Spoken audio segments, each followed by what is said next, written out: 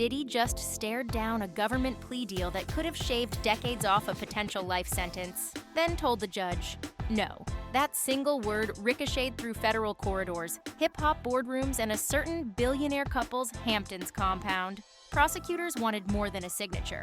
They wanted the names behind the freak-off ring.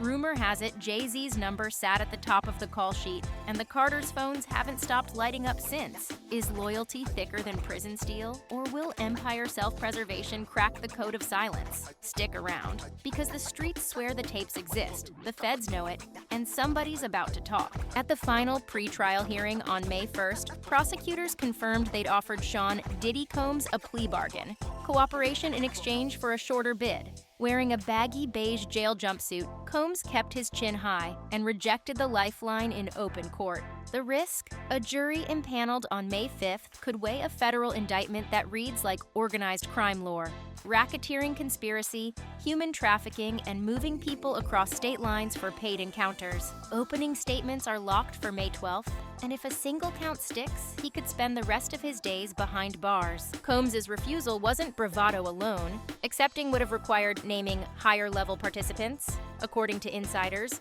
names swirling in sealed filings that reporters only whisper. Jay-Z's, they say, appears more than once. The hip-hop world jolted, but the real tremor hit Wall Street. Every Roc Nation venture, from streaming deals to NFL partnerships, now hangs on whether a former partner decides to sing. Yet Diddy slammed that door, leaving prosecutors hungry and his one-time ally squarely in their sights. And that's where the anxiety starts to chew.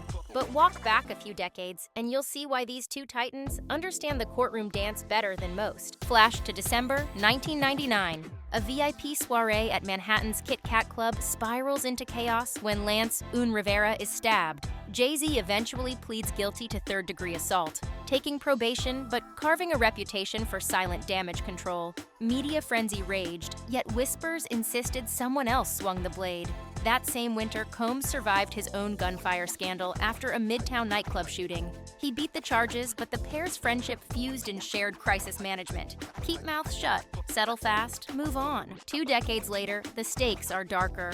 Allegations of exploited bodies, coercion, hush money, but the muscle memory's unchanged. If one flips, the other's past resurfaces. Old scars bleed credibility, and prosecutors love a pattern, which is why a bizarre Florida lawsuit has the industry checking passports and storyboards again. On April 1st, 2025, Joseph Manzaro sued Combs, claiming he was drugged, kidnapped, and paraded in a pins mask at a 2015 birthday bash in Miami. The filing casually dropped nuclear names: Beyonce, Jay-Z, LeBron James, listed as bystanders to the humiliation. His story featured a concealed tunnel allegedly linking Gloria Estefan's compound to Combs' mansion, feeding decades-old urban legends about underground celeb passages. 10 days later, Manzaro quietly scrubbed Beyoncé and Jay-Z from his complaint after their attorneys produced travel receipts showing they were thousands of miles away. Conspiracy channels spun hush money theories. Lawyers framed it as simple documentation. No criminal charges stuck to the Carters. But the incident proved how easily their names slide onto court dockets whenever Diddy's orbit spirals. It also reminded prosecutors of a handy lever. Subpoena a power couple, squeeze leverage on a reluctant defendant. If the feds can tie Jay-Z to any element of Diddy's alleged enterprise, finances, venues, recruitment, they gain a witness with everything to lose. And the leak that dropped next suggested Combs knew exactly where that pressure was aimed. Last month, an audio clip surfaced on socials. A raspy voice claimed to be Combs on a smuggled Metropolitan Detention Center handset, telling an associate to get rid of all the pizza boxes, talk to Jay. The internet decoded pizza as CP shorthand on dark web forums and speculated about plastic, meaning burner phones. Authenticity is unverified, but damage doesn't wait for confirmation. One viral clip can taint a jury pool faster than voir dire. More telling was the desperation in the alleged voice. A lot of people are quiet, but I'll have the last laugh. If genuine, Combs is fishing for loyalty. If staged, someone wants us to believe his alliances are fraying. Either way, the clip landed the same week his veteran attorney Anthony Rico quit under no circumstances. When lawyers sprint for the exits, you know the discovery vault holds dynamite. Rico's exit wasn't a fluke. high-powered firm Grubman, Shire, Marcellus & Sachs, Combs' entertainment counsel for 2 decades, also severed ties after pop titan Lady Gaga allegedly threatened to walk if Diddy stayed on the roster. Industry insiders leaked the ultimatum.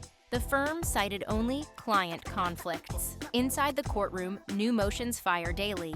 The defense wants raids tossed as unconstitutional, accusing agents of padding affidavits with lurid detail to sway the press. Prosecutors counter that digital forensics uncovered encrypted folders of non-consensual material and meticulous payment ledgers. They call it the blueprint of a criminal network. This team also moved to paint ex-girlfriend Cassie Ventura, set to testify under her real name, as a mutually violent partner. It's a classic he said, she said gambit, but jurors will have already seen surveillance of Combs attacking her in 2016, footage his own public apology called inexcusable. While Diddy battles admissibility, the scandal scorched City Hall. 7 months ago, New York's Mayor Eric Adams posed with Combs, handing him the ceremonial key to the city. Then the feds indicted Adams on bribery and illicit campaign finance charges, alleging quid pro quo favors for foreign donors. The mayor pleaded not guilty, yet whispers suggest the same Homeland Security unit chasing Combs helped untangle Adams' donor web.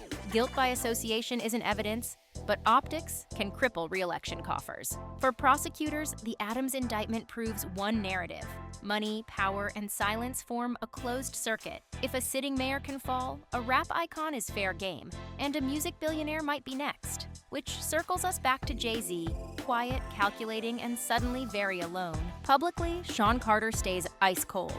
No pressers, no angry tweets, just Roc Nation's boilerplate denial of heinous rumors. But insiders say damage control meetings stretch past midnight. Sponsors eye escape clauses, venture partners demand personal assurances. A Roc Nation exec, speaking off record, described war room triage. If subpoena papers land, the math is brutal. Testify against Diddy, and prosecutors might close the ledger on Carter. Refuse, and they could charge him as silent partner if evidence surfaces. Legends fall when preservation instincts override blood oaths. Ask Sammy the Bull, ask Martha Stewart. Jay-Z's empire spans sports agencies, cannabis ventures, blockchain art. Any Ryko splatter could freeze 9-figure valuations overnight. Even Beyonce's brand equity hangs in the balance. Her team already quashed the Florida cameo claim, but should federal filings mention her again?